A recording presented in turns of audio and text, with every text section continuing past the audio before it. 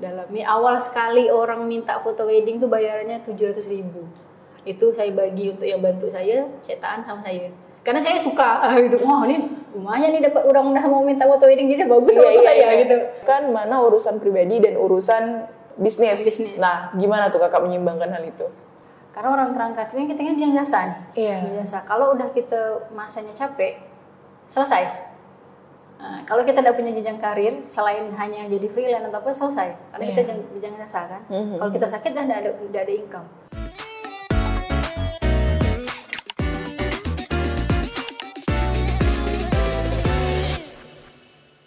Bismillahirrahmanirrahim. Alhamdulillah kali ini saya ditemani oleh Kak Ratih Nuraini. Masya Allah, tabarakallah Kak Ratih Nuraini, Masya Allah. Nah teman-teman, Kak Ratih Nuraini ini adalah seorang businesswoman tentunya. Itu bener gak sih ya? Saya spillnya bahasa Inggris itu. Maklum saya nggak terlalu paham bahasa Inggris ya teman-teman. Nggak bisa bahasa Inggris. Nggak bisa bahasa Inggris. Oke, dan beliau ini fokusnya sebenarnya itu ke fotografi teman-teman. Nah, nama bisnisnya itu adalah Sena. Nah, namun tentunya Sena bukan hanya sekedar Sena doang nih. Kalau tadi fokusnya fotografi, ternyata Senanya bukan perkara fotografi doang. Ternyata ada lagi tuh di dalam-dalamnya. Nah, yuk kita kulik-kulik. Gimana sih sebenarnya Sena dan bagaimana berjalannya Sena selama ini. Assalamualaikum Kak Ratih. Waalaikumsalam warahmatullahi wabarakatuh. Oke, gimana kabarnya hari ini Kak? Alhamdulillah sehat walafiat dan masya Allah ngasih nafas. betul banget itu sih kadang nafas itu ada suatu hal yang harus kita syukuri ya Kak ya. Betul banget ya. Puasanya lancar? Alhamdulillah belum ada bolong. Alhamdulillah. Ini biasanya orang-orang seperti ini kenanya di akhir. Oh jangan. Jadi sebelum malam terakhirnya nggak ada. Jangan pertengahan aja ya. Saya mau sholat Id. Bukan cuma sholat Id sih Kak sebenarnya. Di sebelum malam terakhir itu. Nah itu ya kan. Itu dia maksimalnya. Biasanya itikaf Kak? Kalau saya di rumah, kalau suami pasti keliling masjid. Oh iya, berarti mau cobain bukan cuma satu masjid nih, tapi semuanya. Kalau suami ya, suami itu kalau itikaf tuh biasanya dia ngajak tim yang cowok-cowok, nah itu ke masjid pindah. Kalau saya ya diamanahkan untuk di rumah. Di rumah ya, karena dari gimana pun ya fitrahnya wanita memang di rumah. Cuman tuh kadang kita tuh pengen, bolehlah sekali-sekali mungkin gabung, tetap gabung gitu ya. Kalau diizinkannya saya gas. Iya, masalahnya ya ridho suami tetap nomor satu ya Kak ya. Betul. Oke. Kak Ratih. Nah, di sini kan fokus Kakak adalah seorang fotografer. Nah, kenapa sih memilih jadi fotografer? Sebenarnya awal mula ceritanya saya terjebak. Bukan gimana? Sebenarnya awal mulanya saya tuh model. Oh iya? Ya, jadi teman saya ada pemotretan, minta antar ceritanya nih. Minta antar. Ada kayak lebih satu baju. Nah, jadi kayak disarankan sama fotografernya sama teman saya, coba pakai emang masih panggilan teman lah ya. Iya. Coba pakai itu kan. Habis itu dibuat foto. Cuma pas sesi foto tuh saya lebih tertarik sama kamera tuh kayak keren gitu lihat kamera. Dulu tuh asal kamera pertama yang saya lihat tuh Nikon D90. Nikon D90, oke. Jadi kalau itu tahun berapa ya Kak ya? Saya soalnya kurang paham bener nih sama kamera jujur ya. Itu SMA tahun berapa saya? 2005. Udah lama banget kan ya? Sebelum saya lulus sih. Iya. Jadi lihat kamera tuh kayak keren. Jadi nanya nih gimana bang cara biasa lah gitu kan. Habis foto lihat kamera, bukan fokus ke yang di foto. Karena memang nggak pede untuk foto, hanya udahlah ngikut aja gitu. Akhirnya tuh dikasih tahu kayak pertama kali yang diajarkan dia tuh cara menggunakan segitiga exposure. Itu awalnya nggak tahu ya nama segitiga exposure, cuma tahunya tuh kalau ISO makin besar makin terang, kayak gitu bahasa dasar. ISO makin kalau ini namanya ISO, kalau ISO makin besar makin terang, kalau makin kecil makin gelap. Ini speed, ini hari gitu tuh. Akhirnya makin tertarik nih, sering main ke komunitas mereka. Nah, jadi kayak abis itu kan kontak-kontakan ya. Coba ngajak-ngajak kalau ada foto-foto. Cuma bukan untuk jadi model, udah ke sukanya minatnya fotografi ya. Tapi tetap penawaran untuk di foto ada. Nah, jadi pas awal ngambilnya, oh ya udah apa-apa nih sedikit lumayan lah gitu lah. Jadi lebih suka lah masuk komunitas mereka. Dan itu perempuan sendiri awal-awal. Dan lebih tua semua. Dan lebih tua semua dan paling muda, muda. Nah itu perempuan. Berarti karena memang nggak tomboy sih dulu. Oh iya. Sekarang mah masih. Iya. Jadi memang ternyata itu dari awal penawaran jadi model itu tadi, kemudian ya tertariknya malah ke kameranya ya Kak ya. Lihat kamera tuh keren. Iya keren gitu kan. Kalau kita dasar-dasarnya yang ISO iya, tapi kalau tadi segitiga aja saya nggak tahu ya kan sebenarnya. Itu dasar fotografi, awas ya. Dasar fotografi. Oke. Nah, jadi menarik banget ternyata dari hal yang tidak diduga ya Kak ya. Awal yang tidak diduga ya ternyata sekarang malah jadi KKN sekarang gitu. Betul. Nah, tapi berarti dari SMA itu kan udah mulai tertarik ke fotografi Kak. Betul. Nah, itu Kak apakah Kakak langsung menjadi seorang freelancer fotografi atau Kakak bekerja dulu nih dan lain sebagainya, itu gimana sih perjalanannya? Fokus belajar sih, jadi dipinjamin kamera, senang kan nggak mungkin bisa beli sendiri. Kalau dipinjamin kamera tuh saya senang sekali, jadi ngajak teman yang misalnya good looking atau saya fotoin. Begitu. Saya hunting, saya upload ke Facebook, saya hunting, saya belajar editing, saya upload ke Facebook. Oh, editing juga udah mulai belajar? Sudah belajar Photoshop. Jalannya waktu ternyata teman-teman kiri kanan tuh tertarik untuk minta fotokan. Fotokan kayak biasa lah ya, udah jauh dulu minta fotokan kayak seru-seru, foto personal gitu kan. Dibayar, maksudnya dikasih uang masih 50.000, 100 kayak gitu. Oh senang lah. Iya. Sebenarnya di situ saya malah lebih fokusnya kerja di lain, bukan kerja di fotografernya. Oke. Setelah lulus SMA itu? Masih SMA. Oh masih SMA? Nah, sudah. SMA udah kerja. Sangat panutan sekali ya. Bidang lain, bukan bidang ini. Jadi hanya yang kayak hobi gitu. Masih hobi. Masih hobi. Akhirnya ada yang minta-minta, saya dalami lah tuh. Awal sekali orang minta foto wedding tuh bayarannya 700.000. Itu saya bagi untuk yang bantu saya tahan sama saya. Karena saya suka gitu. Wah, ini lumayan nih dapat orang udah mau minta foto wedding, jadi bagus foto saya gitu. Bawaannya kayak gitu. Berarti ngincar pengalamannya doang sebenarnya. Nah, sukanya, hobinya aja. Kalau kerjanya malah itu tuh bidang lain, freelance sana sini gitu. Justru malah freelance-nya itu bukan ke fotografi, fotografi malah justru ke hobi ya Kak sebenarnya. Betul. Jadi Kakak mulai fokus untuk fotografi itu mulai kapan?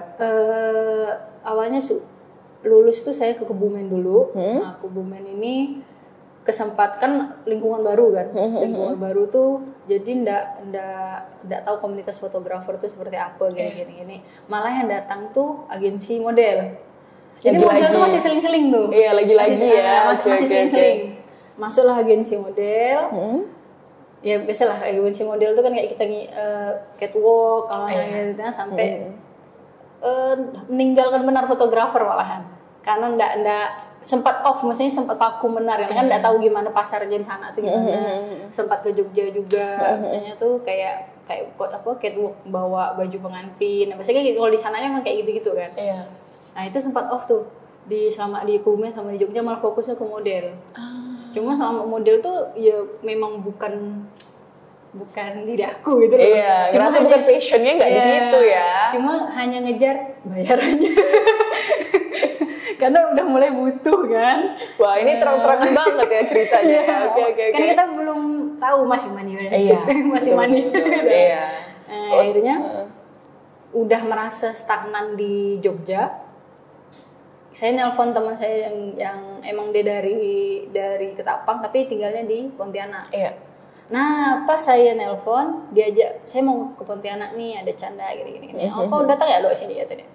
Pas saya nelpon, kau datang lah sini, nanti abang ngandungan gini. Nah pas datang tuh saya masuk komunitas. Komunitas di Pontianak namanya HPP. Nah masuk komunitas itu, pertama kali masuk komunitas bukan jadi fotografer, dijadikan mereka model. Lagi model lagi. Dijadikan model. Cuma bisa ditampangkan ya karena belum zaman berhijab. Iya. Nah, jadi model, akhirnya lama-lama di situ nge-freelance, belajar sambil nge-freelance yang lain, kerja sama orang, nah gitu, kerja sama vendor orang, itu semua lama. Nah, lama sekali kerja sama vendor orang, pokoknya di Pontianak tuh kerja di vendor Pontianak tuh sekitar 5 tahunan gitu, lama, berhenti, tempat ke Jogja lagi, masuk ke vendor Jogja, nggak tahan lama baru balik lagi ke Pontianak, itu lah buka Sena. Iya. Berarti sebenarnya menentukan nama Sena tuh di Jogja sih ya, sebelum berangkat. Apa ya namanya nih gitu. Itu udah di Jogja tuh udah menentuin nama gitu. Bahkan udah dapat klien. Jadi saya tuh ini pulang harus ada target setidaknya ya kita pulang nggak mungkin nggak ada megang apa-apa dan nggak ada kegiatan, maksudnya kayak kosong. Saya tak bisa kalau kosong nggak ada kegiatan. Nah, kebetulan udah ada klien yang mau masuk, langsung saya pulang di dekat tanggal dia wedding. Nah, itu dia. Wah, begitu. Ngomongin Sena, ini boleh ceritain nggak filosofinya kok namanya Sena gitu? Jadi itu julukan saya SMA sebenarnya. Julukan kan dah bilang tadi agak tomboy kan. Iya. Agak tomboy, jadi gimana ya, keras sih sebenarnya. Kayak kalau perempuan nih petinju kan mulut kan, aku saya tangan. Berarti mulutnya malah tipis aja. Tapi malah kayak gitu awalnya kayak gitu. Akhirnya dihukum sama wali kelas itu. Seminggu ini Rati dipanggil Sena ya. Sena tuh kalau di bahasa kasih Yunani itu katanya cerdas, kreatif, berani ngambil keputusan, keras kepala. Oh, berarti diambil dari kata Yunani.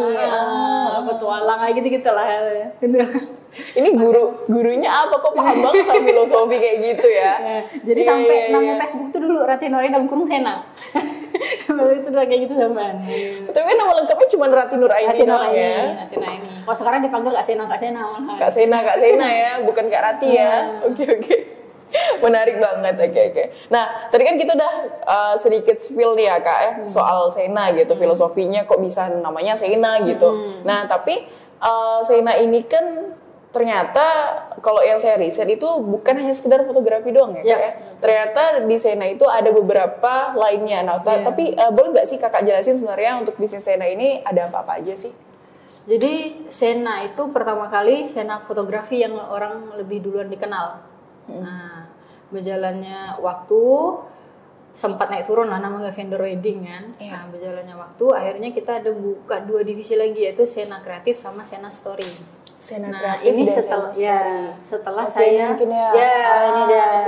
Ini Sena Kreatif. Ini ada teman-teman Sena Kreatif mana? Oh, ini karyawan-karyawannya ya?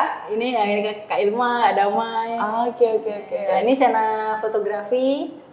Yang satunya Sena Story itu di bidang yearbook, buku tahunan. Oh, berarti yang utamanya itu sebenarnya yang Sena Fotografi itu ya Kak? Yang pertama kali Sena Fotografi setelah saya sama suami gabung bisnis. Akhirnya terciptalah Sena Kreatif dan Sena Story. Kalau punya suami itu dulu sebenarnya vendornya yearbook, Sena Story tadi itu. Makanya gabung ke sini atas nama Sena semua. Di satu manajemen Sena semua. Jadi ada yang namanya Sena Story itu khusus yearbook yang untuk anak-anak sekolah juga.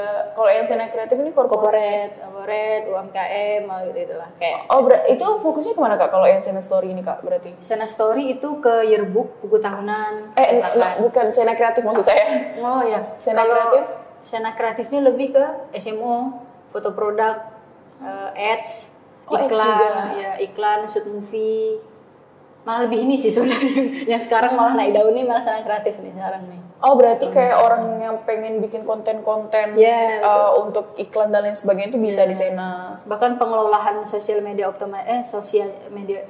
pengelolaan sosial medianya itu bisa sama kita. Oh iya? Ya. Contohnya ini ada Bank Kalbar Syariah yang udah lama sama kita, ada Bintang Bulan Mat itu udah setahun lebih. Berarti pengelolaannya tuh udah diserahin sama Sena semua? Digitalisasinya udah serahan ke kita semua.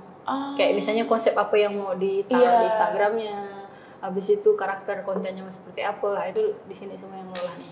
Oh, bisa juga kayak gitu ya. Jadi mungkin untuk orang-orang yang punya bisnis tapi mungkin dia nggak punya nggak punya sosmed spesialis, dia bisa gunain jasa Sena nih untuk mengelola sosial media dia ya. Bisa banget. Iya, karena biar gimana pun marketing tetap sosial media juga penting ya. Sekarang sangat penting.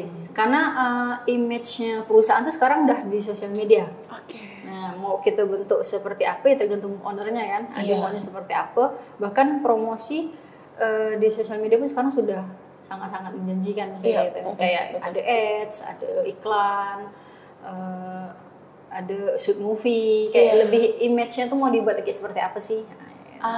Iya. Tadi Kakak udah singgung ada namanya Bank Kalbar Syariah, kemudian Bintang Bulan Mat. banyak sih, ada S5, ada Erkalen, ada Real Property banyak. Jadi malah yang naik daunnya malah yang Sena Kreatifnya sekarang ini yang lebih banyak loadnya lah ya istilahnya. Loadnya sekarang lebih ke Sena Kreatif, dan fokus kita pun lagi di Sena Kreatif, lebih ke Sena Kreatif. Sena Kreatif, oke. Menarik banget sih. Jadi ternyata buat teman-teman yang punya bisnis tapi nggak punya sosmed spesialis tuh bisa ternyata gunain jasa yang dimana bisa ngebantu marketing kita lah tentunya. Karena memang sepenting itu juga sih sekarang marketing di dunia sosial media. Karena udah makin modern kan. Betul. Orang tuh sekarang udah banyak megang HP daripada megang sesuatu. Door-to-door-nya udah. Sekarang masih marketing tuh. Masih kan. Cuma kalau udah diiringin sama image gini ya susah kita main pasar yang orang main ini. Betul banget kakak. Oke. Nah, di sini kan kakak sebagai businesswoman ya, dimana kakak bukan hanya sekedar fotografer doang yang freelance, tapi di sini benar-benar udah ada manajemen kakak atur. Di sini udah banyak karyawannya juga di Sena ya. Mungkin kita dikumpulkan aja di sini namanya Sena gitu. Yang karyawannya udah banyak banget, udah ada kantornya, dan otomatis di sini kakak sebagai owner, tapi juga masih mencangkup hal-hal lainnya. Nah, eksekutornya juga. Dan ternyata fun fact-nya kakak juga masih turun wedding ya. Iya masih turun sampai segitunya loh, sampai biar apa ya, nggak bisa nih mau di dulu gitu, masih di lobi karena tentunya kalau Sena kan pasti kualitas ya kak ya, kualitas dan hasilnya kita selalu menjaga kualitas sama servis. Nah, jadi dengan beberapa hal yang tadi saya sebutkan kak, apa sih kak tantangannya kak sebagai fotografer dan juga sebagai businesswoman yang mengelola semua ini? Pasti lebih capek karena perusahaan kita bukan perusahaan yang udah jadi perusahaan berkembang, bukan perusahaan udah maju, masih kondisi lagi kita menuju berkembang, menuju besar gitu ya. Jadi mau nggak mau ya saya sebagai ownernya, Mbak Randi juga sebagai CEO-nya, mau nggak mau harus nyangkup 2 job desk yang lebih capek. Jadi harus lebih capek gitu. Bahkan banyak hal yang harus kita korbanin dalam situ, karena yang kita pikirkan bukan piring kami berdua lagi, yang pikirkan piring orang-orang yang ada dalam Sena dan orang-orang yang membutuhkan Sena. Ya pasti lebih capek lah intinya.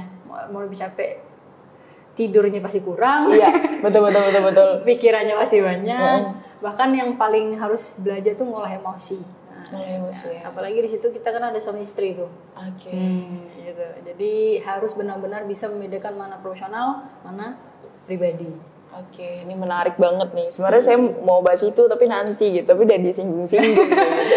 Masalah bisnis sama suami nih. Iya, udah ditambah suami gitu. Sebenarnya teman-teman ternyata fun fact-nya juga nih, selain tadi Kak Prati masih turun, meski udah selama itu masih turun, dan ternyata beliau mendirikan Sena ini itu ya maksudnya sepasang gitu. Kakak dan suami kan, kalau suaminya mengembangkan gitu. Ini menarik banget sih, maksudnya kakak mengembangkan Sena ini tentunya dengan suami yaitu Bang Randi ya. Nah, dengan ini tentunya akan ada sebuah hal yang menarik kan kak di dalamnya, karena biasanya kan orang mendirikan usaha ya kadang suaminya doang atau istrinya doang, dan nggak ada tuh campur aduk ya kan. Kalau tadi kakak udah singgung tuh membedakan mana urusan pribadi dan urusan bisnis. Nah, gimana tuh kakak menyeimbangkan hal itu? Wah, harus banyak-banyak istighfar. Tapi banyak-banyak bersyukur. Ada nikmat dan ada nggak nikmatnya, udah pasti. Itu pasti sih kamu apapun kan tentunya. Apapun ya, mau. Tapi kita udah dewasa. Bukan anak kecil lagi yang harus hal pribadi harus kita masuk ke kantor. Apalagi saya memang udah terbiasa kerja dari SMP biasanya kayak gitu kan. Udah kerja dari SMP, jadi sebelum kami gabung, kami udah ada komitmen di depan dan strukturnya sudah dibuat. Jadi tidak boleh mencampuri benar yang bagian suami, juga boleh benar mencampuri benar bagian istri. Hanya boleh kayak berembuk gitu loh. Ya itu. Bahkan boleh saling berdiskusi doang. Dan tidak boleh langsung putusan ya. Mentang-mentang saya statusnya owner, saya ini, mentang-mentang abang CEO ada kayak gitu. Jadi strukturnya dibuat. Kalau memang di akadnya saya memang owner. Bang Randi CEO. Secara hierarki ya? Bang Randi CEO. Tapi di struktur, Bang Randi CEO, saya manajer. Saya di bawah Bang Randi. Jadi memang sudah dipartkan tugas Bang Randi itu apa, tugas saya apa, tapi di akhir bulan laporannya tuh lari ke saya. Kan saya owner. Jadi laporan finance, laporan apa ya tetap semuanya Bang Randi yang buat serahkan ke saya. kayak saya yang sama-sama kita breakdown ngecek apa sih yang kedepannya seperti apa kayak gitu. Jadi memang udah ada part-partnya. Bahkan keuangan kami pribadi pun harus dipisah, mana keuangan Sena, mana keuangan kami pribadi, dan keuangan pribadi kami di ATM siapa, keuangan Sena di ATM siapa kayak gitu. Oh berarti sistemnya digaji Kak? Saya digaji sama suami masih ngambil. Cuma kan kalau owner kan memang ada keuntungan profit. Iya. Nah itu kan yang diambil selain gaji. Kan saya sebagai fotografer wedding pasti turun digaji sama Sena. Walaupun itu perusahaan saya sendiri. Saya nggak langsung ngambil profit gitu, nggak bisa. Oh nggak gitu. Jadi ya? Saya digaji sama Sena karena saya turun fotografer kayak gitu. Saya misalnya bantu suami manajemenkan kayak tim, macam itu saya juga digaji di Sena Kreatif ya. Oh. Jadi kemana profitnya? Nah profitnya kami buat perjanjian 5 tahun tidak ambil. Jadi kebutuhan profitnya masih kita putar untuk kebutuhan Sena itu sendiri, membesarkan Sena itu sendiri.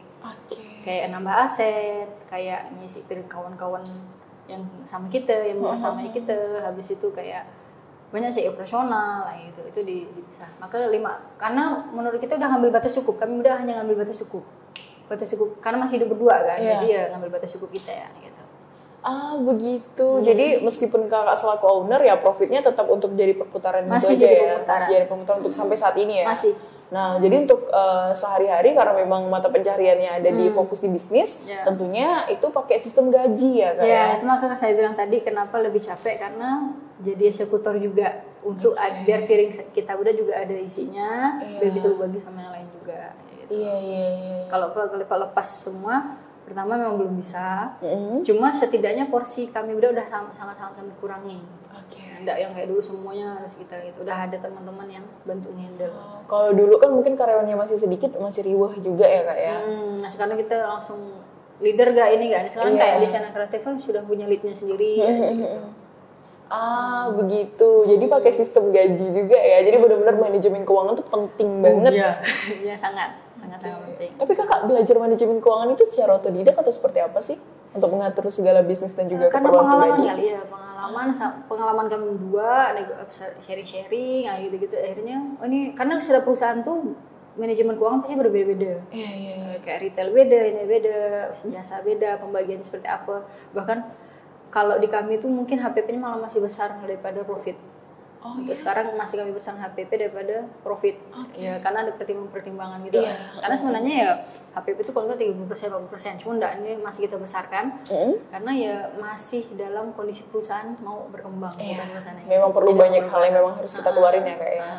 Jadi masih apa ya bahasanya, banyak korban sih berdua gitu. Karena kami tuh yakin yang kami bangun bukan perihal piring kami, bukan perihal visi misi tentang kami berdua aja, tapi ya tentang orang banyak. Gimana bermanfaat untuk orang banyak juga ya kak ya. Wow luar biasa. Jadi memang bisa dibilang ya membangun Sena ini memang dari nol juga ya kak ya istilahnya. Jadi kalau bahasa sekarang itu ya kita perintis bukan pewaris. Nah betul. Ya kan? Kita perintis bukan pewaris. Nah jadi tentunya buat mungkin teman-teman yang sedang bangun bisnis ya setiap orang individu itu memiliki jalan yang berbeda ya kak ya. Pasti berbeda-beda. Saya sama suami juga berbeda. Iya. Kalau tadi kita dengar cerita Kak Rati, ternyata Kak Rati sama-sama memiliki passion yang sama juga dengan suami kebetulan, kemudian membuka bisnis jasa. Nah ini kan kalau kita ngomongin bisnis jasa ini kan kak apa ya? Kita menyediain jasa kan, otomatis ya tenaga kita terkuras gitu. Pikiran juga lagi tuh, pikiran juga bukan sekedar kita jual produk atau lain sebagainya, kita jual jasa. Berarti benar-benar tenaga kita tuh full kita dedikasikan untuk bisnis ini kan, gitu. Nah tapi harapan kakak ke depannya bakal seperti apa sih Sena untuk jasanya ini? Pasti pengen perusahaan jadi perusahaan besar yang meng-Indonesia, itu udah pasti. Dan apa yang menjadi tujuan kami, karena perusahaan ini nih kami pengen tuh bukan hanya untuk kami sih, bukan untuk kami. Saya selalu bilang sama tim-tim, semua pasti pengen kaya. Semua pengen kaya. Betul. Tapi yang harus kita pahami, jangan ingin terlihat kaya. Oh itu beda ya? Ya kalau kaya habis itu pengen terlihat kaya, itu hanya habis hartanya untuk kita. Nah, cuma kalau kita pengen kaya tapi tidak terlihat kaya, bisa jadi harta itu berkah untuk kiri kanan, agama, sesama, keluarga. Nah, gitu. Masya Allah. Jadi yang kami pengen nanti Sena ini bisa membantu itu. Nah, gitu. Jadi banyak keberkahan. Maka tagline kami itu Sena super we are super team, Sena penuh berkah, gitu. Iya, karena memang kebermanfaatannya bukan hanya untuk diri sendiri, ya kan, namun untuk yang lain juga. Iya, betul. Keluarga, orang lain, agama sesama ya. Wow, luar biasa. Jadi kalau pengennya Senanya besar, orang dalamnya besar juga. Bahkan klien yang pakai kita juga besar. Oke. Berdampak semuanya. Jadi ini ya, alur yang circle-nya itu benar-benar berpengaruh banget ya. Pengennya sih di Indonesia pastinya. Masya Allah. Jadi agensi jasa yang benar-benar bisa menampung orang-orang kreatif. Karena orang-orang kreatif ini kita kan bidang jasa nih. Iya. Jasa. Kalau udah kita masanya capek, selesai. Nah, kalau kita tidak punya jenjang karir selain hanya jadi freelance atau apa, selesai. Karena kita bidang jasa kan. Kalau kita sakit dah tidak ada income. Nah, di situ juga kita mikir nih sama Mbak Randi, sama saya, sama suami kan. Ini capek kalau kita selamanya kayak gini. Nyari bersih hanya untuk makan.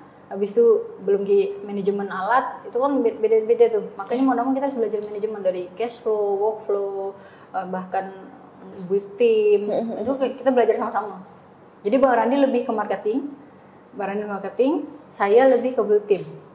Berbagi. Iya. Bang Randi memang jago marketing.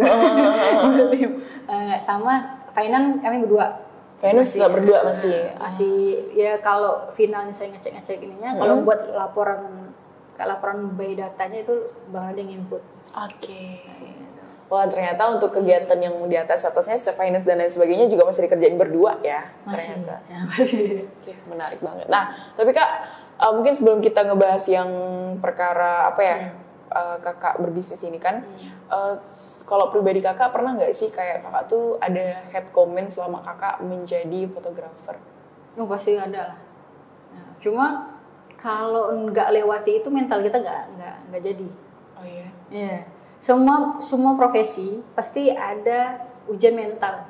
Itu udah saya lewati loh. Saya udah lama jadi fotografer kan. Iya. Maksudnya dari dasar sekali sampai head comment dari klien kah atau head comment dari sesama kah, itu udah pasti pernah.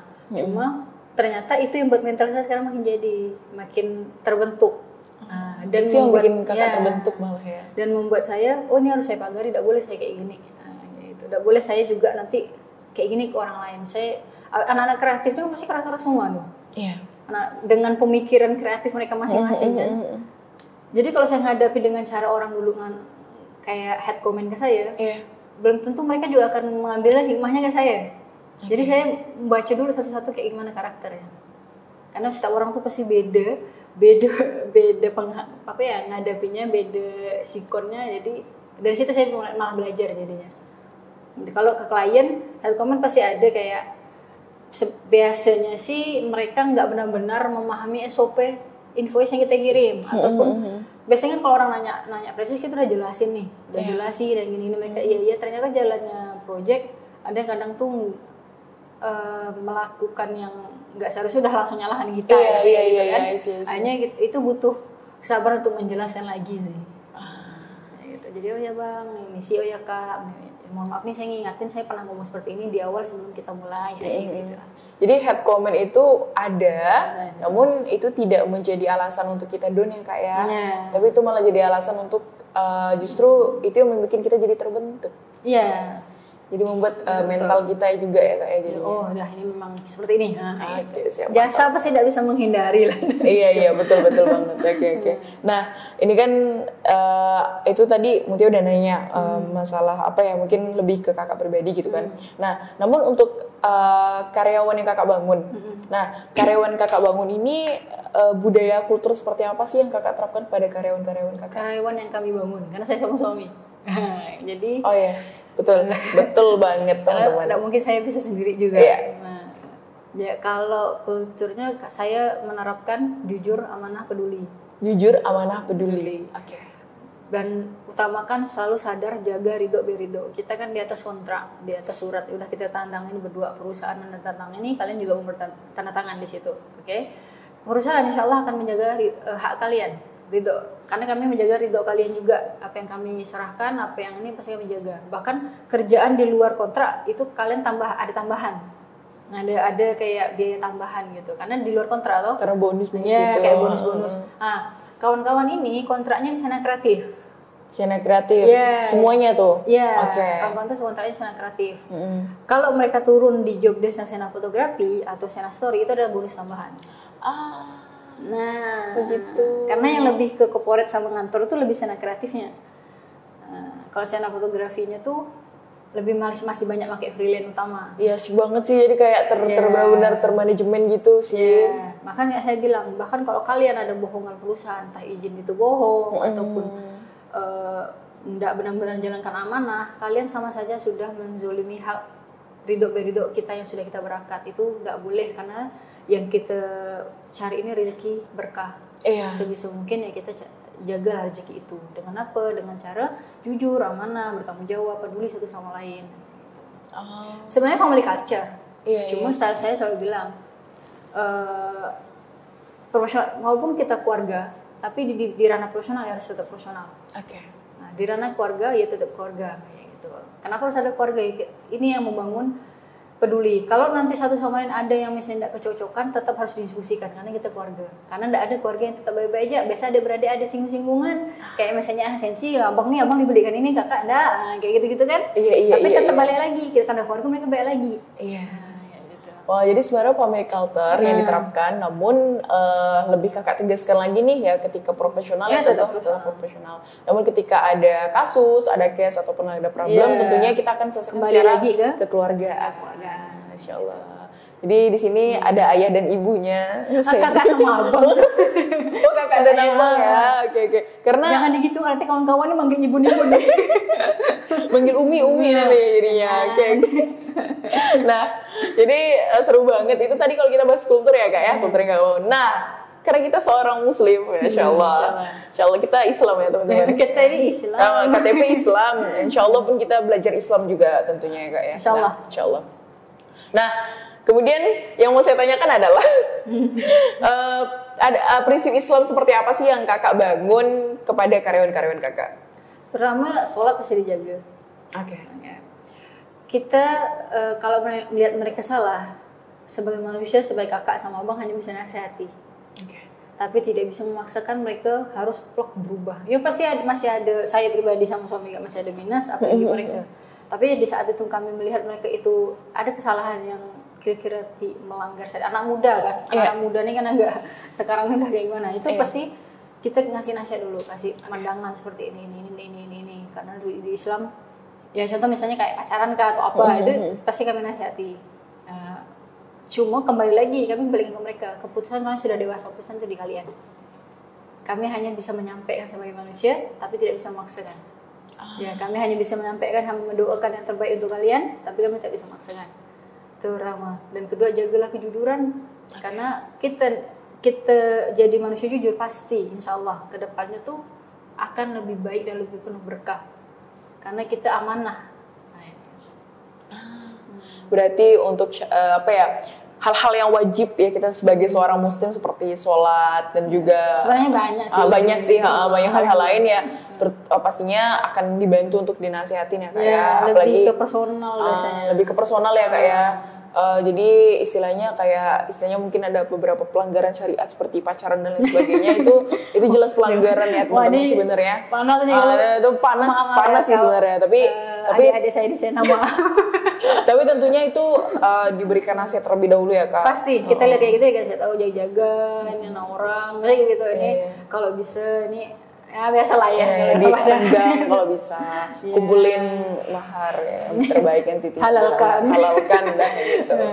Ya karena sebenarnya kalau untuk hal baik ya Kak ya ada jajalannya sebenarnya ya Kak ya. Pasti insyaallah. Iya karena kan ya bagaimana tergantung kitanya aja sih lagi. Mau kita belajar tanda, mau cari tahu tanda. Ya betul menarik. Nah jadi karyawan Kakak nih diwajibkan bisa ngaji nggak? Sebenarnya tuh saya tidak berani masuk ke ranah itu sama suami. Kayak apa ya? Mereka sih insya Allah jaga sholat, jaga ngaji. Karena di situ juga sebenarnya salah satu dari tim sana ada yang guru ngaji itu. Oh ya? Gitu. Kalau program-program dulu suami pernah. Ini tidak tahu ya, setiap perusahaan sih berbeda-beda gitu kan. Cuma kalau suami itu pernah dulu ngomong, yang boleh enggak ya kita buat agenda sebulan sekali tuh sana ngaji habis isya. kayak nganu pengajian. Saya bilang mereka sudah kontrak dan kontrak itu tidak ada seperti itu. Ini kakak mikirnya secara ini bisnis aja ya? Di kontrak itu nggak ada seperti itu, pertama. Kedua, kita tidak boleh, maksudnya menyarankan, ngasih tahu mereka jangan lupa ngaji, Quran tetap dibuka, itu sudah tugas kita sebagai pemimpin di situ. Kalau memang mau ngajarkan mereka tentang agama, alangkah baiknya kita berdua sebagai seorang pemimpin yang belajar. Setiap meeting umum, itu di situ kami mulai menyelipkan agama. Kadang tuh tidak harus yang berbungkus benar agama, tapi yang kami sampaikan itu agama gitu. Ya contoh misalnya kami mengingat tentang mereka pacaran, atau mengingat mereka tentang misalnya ada yang ngokok atau apa, itu kan sebenarnya nasihat agama, ataupun tentang birrul walidain mereka, tentang mereka bersikap sama pasangan, itu kan sebenarnya nasihat agama semua. Cuma karena Anda juga udah nikah ya kak ya? Iya, udah nikah. Jadi enggak kami berbungkus benar dengan agama. Tapi lebih ke abang biasanya. Abang tuh biasanya abang kan suka baca Sirah Nabawiyah, suka ya kayak mulai-mulai gitu kan. Lebih ke abang, jadi abang biasanya nasihati kayak misalnya lagi yang drop nih, udah ada puasa, abang selalu ngasih ayat, ya Allah nih ngasih tahu nih, di saat ada masalah beriringan dengan solusi. Jadi jangan bermain dengan penyesalan, kita tuh harus maju jadi manusia. Sebenarnya kan itu agama, hanya tidak dibungkus ya. Beda bungkusnya aja sebenarnya. Iya. Jadi bisa dibilang kesimpulannya adalah Sena itu mungkin bisa dibilang tidak ada kayak satu waktu, entah 1 jam kita waktunya kultum misalnya. Enggak, tapi hanya pas meeting bersama itu sebenarnya nasihatnya isinya agama. Iya, jadi ketika ada meeting itu dilakukan apakah biasanya setiap bulan atau sebulan sekali? Nah, sebulan sekali itu ada yang namanya diselipin tuh sebenarnya. Betul. Selain evaluasi, baru nasihat tuh masuk semua tuh, masuk nasihat, doa. Iya sih, karena kan setiap Kak, mungkin setiap owner ataupun setiap yang memimpin sebuah bisnis tentunya punya cara yang berbeda-beda. Apalagi ini isinya anak muda semua. Betul, anak kreatif. Dan mereka anak kreatif tuh, lagi kan. Iya, mereka tuh datang ke sana enggak semuanya berawal dari orang-orang yang apa maksudnya udah mendalami Islam. Ada yang udah pas datang ke sana mereka baru ngasang nikmatnya sholat, baru ikut kita sholat, gitu ada. Jadi kita memang terbuka enggak harus orang yang udah bahasanya udah paham agama harus masuk ke kita, enggak. Malah kita lebih senang kalau orang pas itu datang ke kita belum paham, pas ke sana dia dapat perubahan lebih baik lagi. Itu pasti kita lebih senang kan. Itu malah jadi kebanggaan tersendiri juga buat kita ya kak ya. Iyalah, karena dari awal mungkin dia yang sedikit futur, kemudian bergabung dengan teman-temannya yang mulai untuk terbiasa sholat. Ini ikut mereka. Jadi ada kami, tidak ada kami. Ternyata dia udah jadi terbiasa. Itu, dan dia lebih memahami. Oh ternyata hidup Islam itu seperti ini. Itu paham setelah dia masuk sana, itu kita lebih senang. Menarik banget, ternyata seperti itu ya kalau soal ngajinya ya kak ya. Dan tentunya belajar Quran yang penting, namun ini mungkin secara ini hanya dimasukkan sebagai nasihat-nasihat terutama. Oke. Nah tapi selama Ramadan ini kak, ada nggak sih kayak kakak menerapkan sebuah mungkin kultur baru di selama Ramadan doang, kayak wajib tadarus misalnya atau lain sebagainya, itu ada nggak sih kak? Saya ubah jam masuk. Jam masuk saya awalkan, pulang saya awalkan, biar mereka ada space. Jadi masuknya tuh saya ubah ke jam 11 yang full time, pulangnya di jam 3, jadi ada space untuk di awal mereka ada space, di akhir ada space, balik lagi ke mereka lah. Kita hanya menasihatinya kan. Karena ini puasa sama lebaran menghadapi libur, pasti jasa pergi di bidang digital kan sibuk-sibuk ya. Karena prepare mau libur, prepare mau 10 hari sebelum Ramadan. Jadi dari akhir Maret kemarin mereka udah mulai genjot untuk menyelesaikan segala macam job desk. Kayak yang mana yang revisi, mana yang prepare untuk setelah libur, ini itu udah prepare kan. Karena target kita 10 hari sebelum Ramadan yang cowok-cowok ini bisa itikaf sama Bang Nandi ya gitu. Begitu. Oh, dia itikaf juga yang kalian ya. Tadi disarankan ikut Bang Nandi itikaf keliling masjid. Oke. Menarik. Oke. Nah, kalau tadi kan udah di-spill kan bahwa ternyata perfectnya itu adalah Kak Rati dan Bang Randi ini mendirikan Sena bersama, yaitu pasangan suami istri lah gitu. Nah, Ya. Tadi saya bilang apa ya Kak? Mendirikan, mengembangkan. Oh ya, mengembangkan. Iya, karena mendirikan tuh ya tadi scena fotografinya yang awalnya di Kakak ya. Betul juga ya. Kalau mendirikan betul. Berdirinya sebelum saya nikah. Iya. Jadi, iya, betul banget. Mengembangkan. Iya, sampai 2 kali loh direvisi sama narasumber kita. Iya, betul banget, mengembangkan gitu. Karena saya ini ke distort gini Kak, kebanyakan kan mereka yang sebelum-sebelumnya narasumbernya itu kan ya maksudnya dia memang ownernya langsung yang maksudnya ya memang sendiri gitu. Iya. Jadi memang sepasang suami istri yang mengembangkan usaha bersama. Masya Allah. Betul saya kali ini kan, Masya Allah. Ya begitulah, maaf saya manusia memang tempatnya hilaf ya teman-teman. Karena sebelum gadis saya belum nikah, mana mungkin saya berdua sama dia. Iya juga sih. Ya Allah, direvisi 2 kali saya tadi, ya Allah, mantap. Nah, mungkin ada nggak sih Kak tips and trick ya, tips and trick, Masya Allah. Mungkin teman-teman yang mau mendirikan ya atau mengembangkan usaha bersama dengan pasangannya, kira-kira apa sih Kak yang harus disiapkan? Sistem udah pasti. Sistem, struktur, sama cash flow yang berbeda. Mana cash flow rumah tangga, mana cash flow perusahaan. Struktur apa fungsinya biar kita tahu posisi. Nah, kalau Bang Randi, walaupun saya Bang Randi itu CEO, saya tetap di bawah Bang Randi karena Bang Randi itu suami. Karena memang banyak berkembangnya Sena sampai sekarang tuh tidak mungkin banyak peran Bang Randi. Bang Randi yang jago sistem, Bang Randi yang jago marketing, Bang Randi yang ya nggak mungkin kita nggak lari dari nasihat suami lah. Malah porsi saya itu sekarang lebih sedikit, banyak porsi Bang Randi sekarang. Kayak ketemu klien, saya itu lebih ke tim di dalam internal. Yang saya report ke suami ini, kawan-kawan seperti ini ya gitu. Jadi struktur harus benar-benar dibentuk. Jadi kita tahu amanah kita apa, tidak usah merecok ini, tapi diskusi misalnya minta saran itu boleh. Gitu. Jadi sebaik-baiknya memang harus strukturnya ya. Sistemasinya, cash flow-nya itu cash flow yang benar-benar harus dipisah biar sehat rasanya. Iya betul banget sih.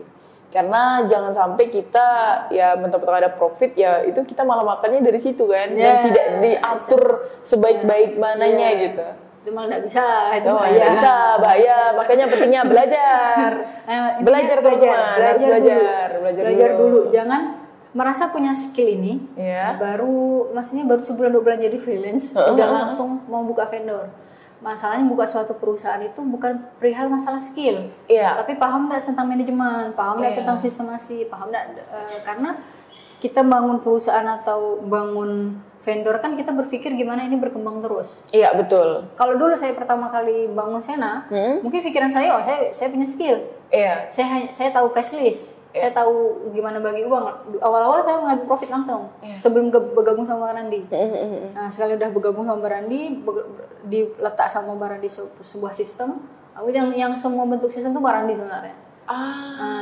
Saya lebih diarahkan sama Bang Randi yang saya belajar tentang leadership, belajar tentang manajemen people. Jadi Bang Randi tahu di mana yang lebih fokusnya saya itu bagusnya di mana. Jadi diarahkan Bang Randi situ, Bang Randi di kliennya. Nah, disitulah ternyata kalau kita memang mimpinya mau berkembang jauh, ya emang itu harus lebih ada sistem di dalam situ. Bukan masalah skillnya aja. Kalau skill atau mental nggak terbentuk, kita baru seumur jagung langsung buat vendor, maksudnya gitu. Baru pengalaman baru sebulan 2 bulan buat vendor, mental belum terbentuk, sistem belum ada. Kan bahaya tuh. Iya juga. Gimana kita bisa jadi malah hilang lama-lama. Apalagi kita harus menghadapi klien, menghadapi tim kita internal. Nah, gimana berpikir ini perusahaan kita swasta bukan yang udah ada jaminan seperti itu, tetap berkembang dan terus maju kayak gitu. Cuma nggak boleh misalnya kita lagi ribut sama orang tua atau sama kakak, orang rumah lah gitu, ataupun sama suami, kita bawa ke rumah tangga, kita meremut di situ di kantor itu tidak boleh. Maka teman-teman tuh kalau misalnya kita lagi ribut sama rumah tangga lah, kita ribut, nggak pernah tahu tuh kami lagi ribut. Cuma kalau misalnya ribut karena ya lagi diskusi kan, meeting biasanya sama leader kan, ini kenapa kliennya seperti ini, kenapa kalian kok bisa kelewat klien, itu kan kayak bukan memang masalah profesional, masalah kerjaan. Bukan karena saya lagi ribut saya nyalakan semuanya, enggak.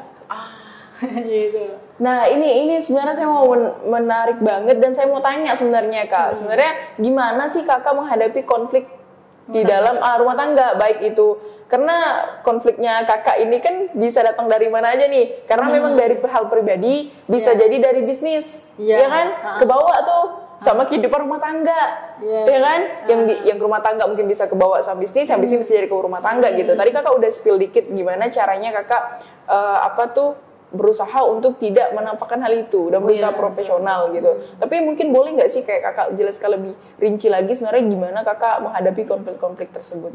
Kalau ke rumah tangga gimana ya? Kalau misalnya saya lagi ribut suami, lihat teman-teman tuh hilang pikiran saya. Ini betul. Karena dengan segala macam teman-teman saya tuh banyak karakter. Iya. Ada yang karakter fashionable, ada yang karakternya suka bercanda, suka gitu tuh. Jadi tuh kadang dan pas ketemu mereka tuh sudah bahas lain. Jadi nggak masuk tuh pikiran. Jadi kayak sedikit melupakan ya kak ya.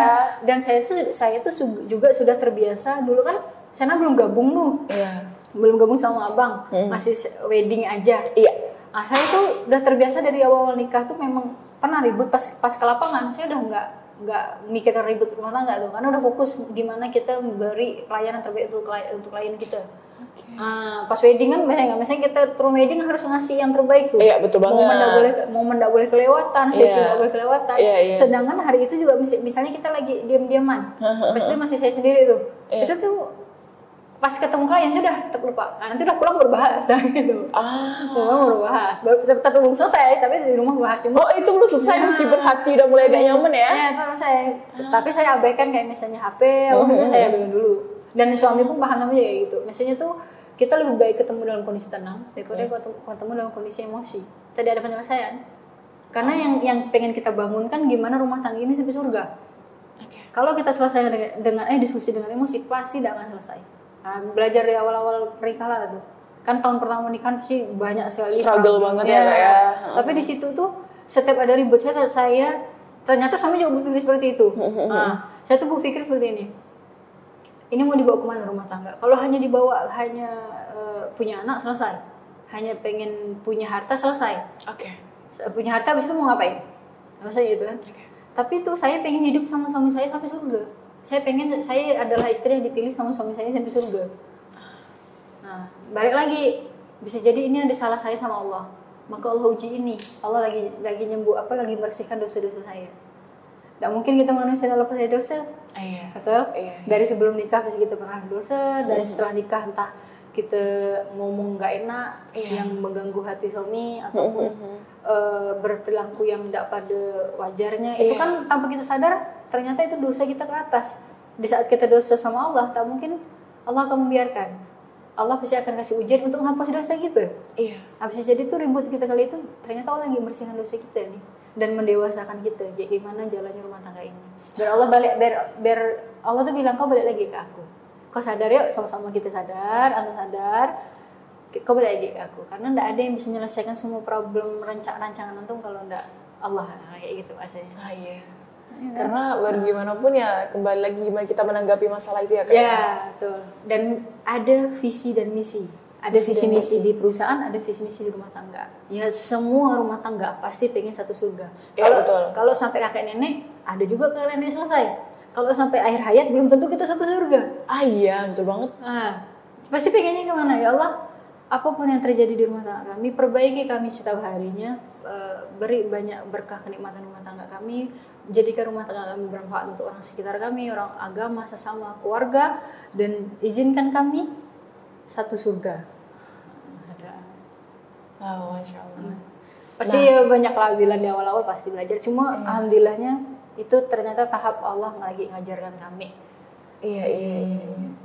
Tapi pernah nggak sih kak kayak gini, bisnis problem sama anak-anak, ya kan wajar lah kalau misalnya mungkin anak-anak bikin mistake dan lain sebagainya, bikin kesalahan gitu.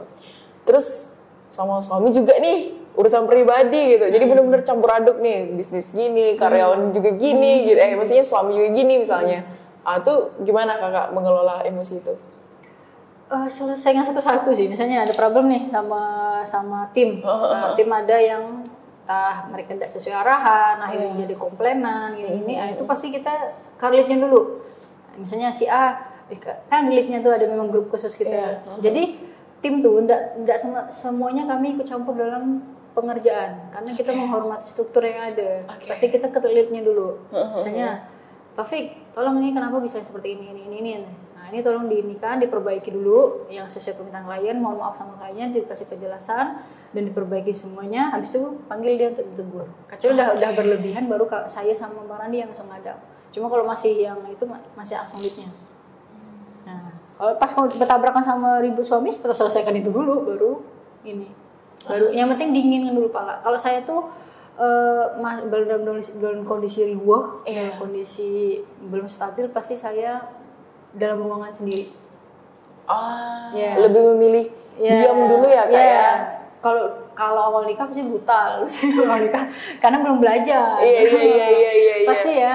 Makanya masalah-masalah di tahun pertama pernikahan, saya selalu menyarankan untuk para pengantin baru, coba kembalikan banyak-banyak istighfar dan banyak-banyak doa kebaikan untuk kita.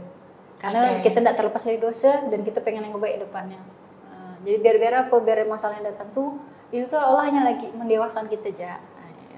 Nah jadi balik lagi tadi kemana? Iya, nggak apa-apa, itu masuk banget loh Kak. Jadi ada istilahnya nasihat juga untuk teman-teman yang mungkin pengantin baru atau udah mempersiapkan pernikahannya mungkin. Kayak tentunya memang wajib juga untuk belajar ya. Wajib. Malah persiapan pernikahan tuh yang paling wajib belajar. Yang istri belajar sabar, yang suami belajar membimbing. Yang istri belajar sabar, yang suami belajar membimbing. Jadi sabarnya tuh bukan sabar menghadapi suami ya. Bukan sabar menghadapi suami. Bukan hanya itu. Oke. Pasti ada lah menghadapi suami pasti. Sabarnya apa? Sabar menekan ekspektasi yang berlebihan di rumah tangga atau pasangan. Wah, relate banget ya teman-teman ternyata. Iya. Yang sering saya hadapi ya datang ke saya gitu. Bukan hanya 1-2 itu tuh yang saya baca karena mereka punya ekspektasi yang berlebihan setelah berumah tangga. Ingin suaminya seperti ini, ingin punya ini, ingin punya itu.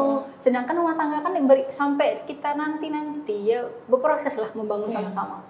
Misalnya kita berekspektasi pengen suami seperti apa. Saya tuh awal nikah sangat kaku. Suami yang lebih Baron dia yang lebih soft karena memang dari terbentuk dari beda yang culture keluarga kan.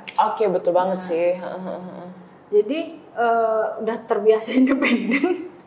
Gimana saya harus belajar untuk menjadi perempuan yang leye-leye gitu. Maksudnya tuh ya ternyata suami tuh kayak gitu. Beda-beda ya, satu suami kan beda-beda gitu.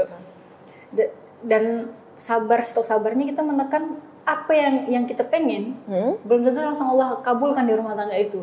Apa yang kita rancang sebelum nikah, ini aman nih, misalnya kita nikah nanti udah seperti ini. Ternyata Allah uji tidak kayak gitu. Itu harus sabar.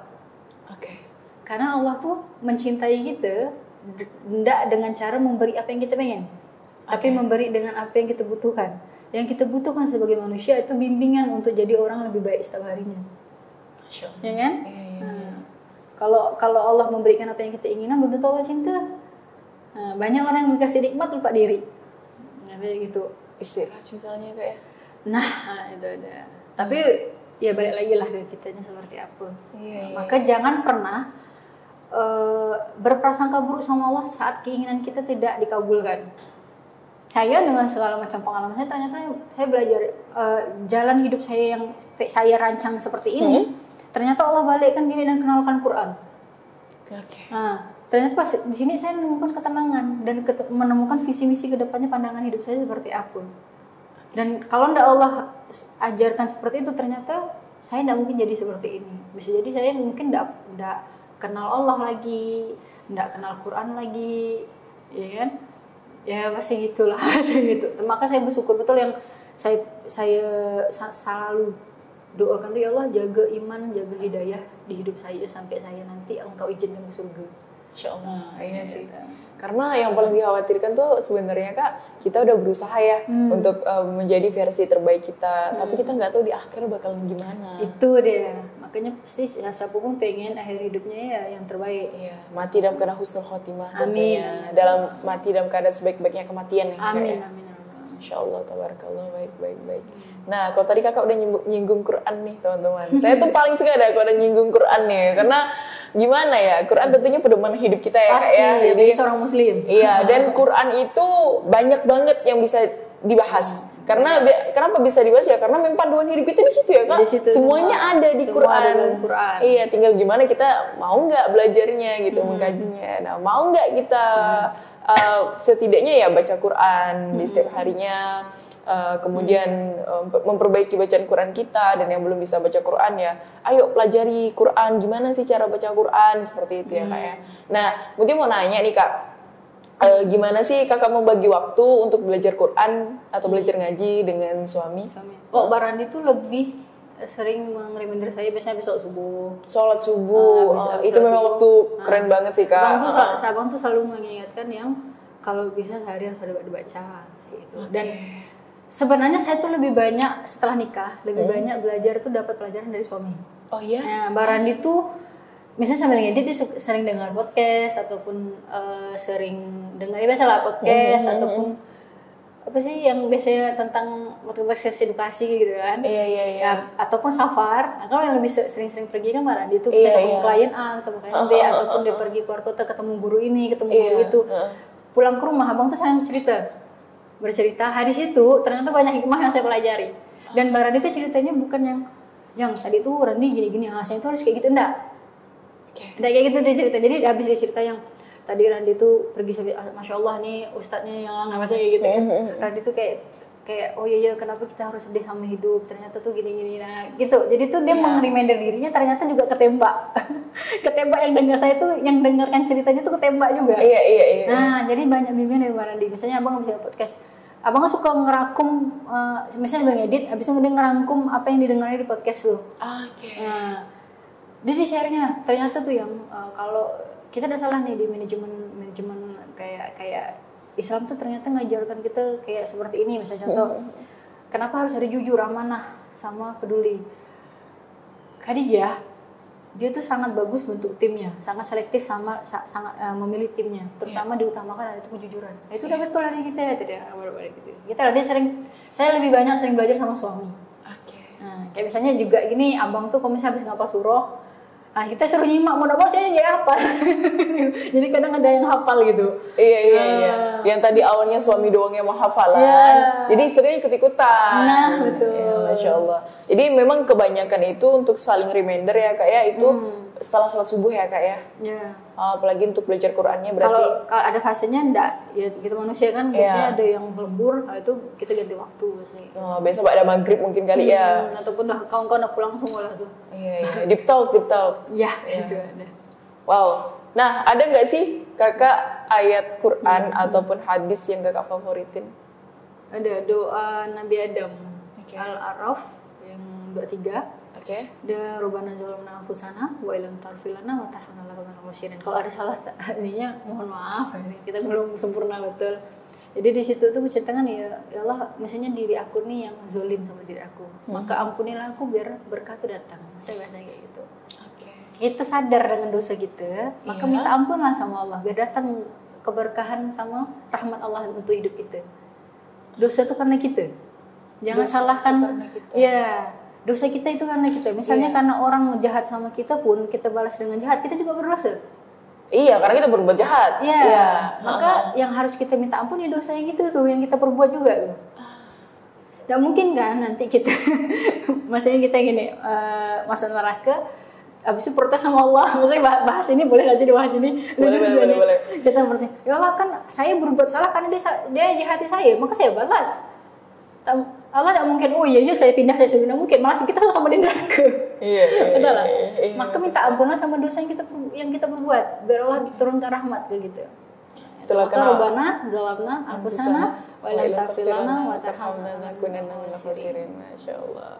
Wah, ya teman-teman ternyata seperti itu. Jadi teman-teman apabila teman-teman merasa ada yang jahat mungkin ya, karena kita itu pasti akan bertemu sama orang yang akan menyakiti hati kita. Entah itu orang yang kita kenal, entah itu keluarga kita, sahabat kita, teman kita, atau bahkan orang yang tidak pernah kita kenal sekalipun bisa menyakiti hati kita. maka tentu teman-teman harus usah bisa dibalas tapi membatasi saja. Iya, tidak usah dibalas namun kita bisa membatasi ya. Kita bisa cut off tapi mungkin nggak kita cut off orangnya tapi silaturahmi tidak. Iya, silaturahmi mungkin tidak. Kalau dalam masalah muamalah ya tidak bermuamalah lagi. Iya, kurang lebih seperti itu. Karena saya yakin bahwa mungkin pendengar-pendengar juga pernah merasakan hal yang sama, disakiti ya. Entah bagaimanapun apapun, cuman biar gimana pun apapun itu harus bisa diterima dengan lapang dada. Dan diambil pelajarannya. Yang paling penting ya Kak ya. Sip. Oke, Kak Ati ini karena sudah sudah waktunya ya, sudah lumayan ini. Oh, belum. Mungkin lebih ke closing statement aja, last question dari saya. Mungkin boleh dikasih pesan-pesan kepada pendengar kita untuk teman-teman nih yang mungkin sedang mengalami kesulitan dalam rumah tangganya. Iya, karena tadi saya lebih tertarik sama rumah tangganya sebenarnya. Iya, saya lebih tertarik di situ. Jadi pesannya boleh ke situ. Karena tadi kalau mau nanya tips dan lain udah kita tanyain sebelumnya kayak gitu. Jadi di ending lebih ke pesan aja sih kalau misalnya ada teman-teman yang sedang mengalami kesulitan rumah tangga, kira-kira apa? Kalau lagi dalam kondisi benar-benar merasa hidup kita tertekan dalam problem rumah tangga, saran saya tidak ada hal lain, banyak-banyak istighfar. Banyak-banyak istighfar, banyak-banyak ingat dosa sendiri dan minta ampun. Habis itu minta sama Allah untuk perbaiki diri kita. Karena manusia terbaik, hal yang paling membahagiakan hidup kita tuh di saat kita bisa menjadi lebih baik di setiap harinya. Sebagai manusia, sebagai istri, sebagai suami, sebagai hamba. Masya Allah. Jadi seperti itu ya teman-teman. Baik, semoga Karati sebelumnya jazakillahu khairan telah mau sharing-sharing ilmu di sini, menyempatkan waktu di sini di tengah-tengah yang lagi puasa dan saya belum tahu keadaan di luar cuacanya seperti apa, tapi semoga meneduhkan ya Kak ya. Amin. Karena kebetulan di Pontianak ini lagi titik kulminasi nih. Yeah. Nah, jadi di mana titik kulminasi itu teman-teman mungkin boleh di-spill. Titik kulminasi itu di mana bayangan kalian itu udah nggak terlihat. Jadi benar-benar rasa tuh matahari itu ada di atas rasanya. Jadi itu panas banget gitu. Jadi kita itu sampai bisa mendirikan telur ya Kak ya. Kalau di Pontianak itu serius. Di titik Katulistiwa kita telur bisa berdiri, nggak pakai lem, nggak pakai apa-apa. Karena itu kita adalah garis Katulistiwa, titik kulminasinya di situ. Udah, jadi mungkin itu spill yang Pontianak ya kayak gitu. Oke. Oke, teman-teman, semoga podcast kali ini memberikan manfaat yang banyak juga untuk teman-teman dapat terinspirasi dan juga dan mungkin lagi mandet nih, insya Allah bisa tercerahkan. Apabila ada salah kata atau tingkah laku selama berjalannya podcast ini, kami mohon maaf. Jazakumullah khairan semuanya. Assalamualaikum warahmatullahi wabarakatuh. Waalaikumsalam warahmatullahi wabarakatuh.